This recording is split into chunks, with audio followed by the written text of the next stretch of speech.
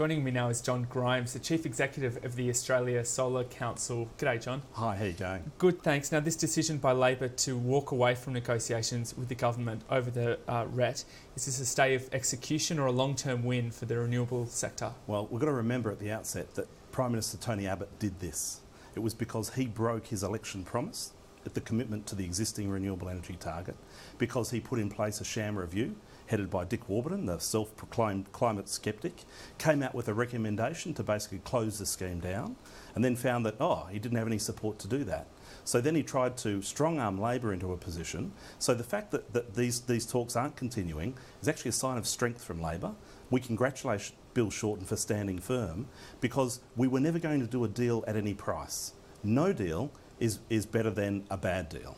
The government still wants to reduce the target to the so-called real 20%. It will now have to negotiate with the crossbench. Does this represent a risk for the renewable sector? Because the crossbench could still support the government on this. Look, the majority of the crossbench needed for this bill are strongly behind it. So Clive Palmer, as recently as sort of a week and a half ago, made very explicit commitments to the existing 41,000 gigawatt target. But let me just pick you up on another point, and that is the real 20%. Actually, it's a furphy. We don't know what electricity is going to be in 2020. We know that people are going to shift from gas to electricity, and it was the polluters who wanted a fixed number, the 41,000. So now they're trying to have it both ways. So I think that's a furphy. I think that the renewable energy target has been enormously successful, and most importantly, it's driving down electricity prices for all Australians, not just for the people who install renewables. Now, we've seen a lot of uncertainty in the sector as these negotiations went on, and in the wake of the Warburton review. Do you think now that Labor's backed away from this deal, said it won't support it, that the sector can go ahead and continue investment? The battle lines are clear. The government wants to destroy renewable energy. They're on a crusade, an anti-solar crusade. They want to target people like my parents, self-funded and on a part pension, and other parents, who are self-funded retirees, community groups, people on disability pensions and others. So they're the people that the government's taking on with this, and Labor is standing firm. The Greens are standing firm. Palmer's firm on this. They know that more than 80% of the Australian public support renewable energy. People want to see more solar, not less, and so they want a government that's in touch with community sentiment, and Tony Abbott is not. So you think the government's misread the politics on this? Badly. And that means that our campaign, our successful Save Solar campaign, now transitions into an election campaign. We bring together disparate groups like renewable energy investors, small tradespeople, mums and dads, who are saving for solar.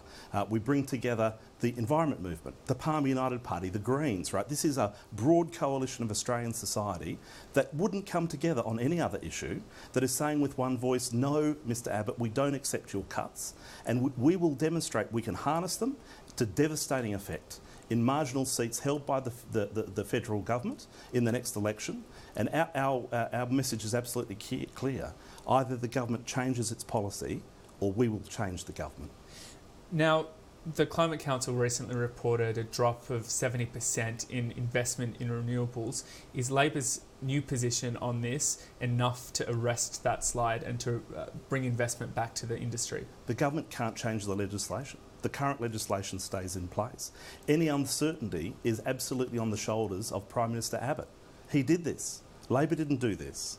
And so as an industry, we're saying it's better to have the certainty that we currently have and a chance to fight for our future than to have us absolutely cut off at the knees and have that locked in today.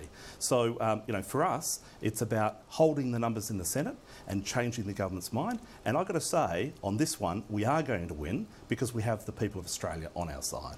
Just finally, the government said that uncertainty in the sector isn't a new thing, that the legislation mandates a periodic review, and during this review period there's always investment uncertainty. What's your response to that argument? Look, complete nonsense. There's no question that the perpetual reviews have not been helpful for the industry, but with bipartisan support at the last 4 federal elections, at a clear commitment by Prime Minister Abbott coming to this last election that they would support the existing renewable energy target, it's outrageous vandalism what they've done, and we'll make sure that they pay the price for it. Okay, John Grimes, thanks for your time. Thank you.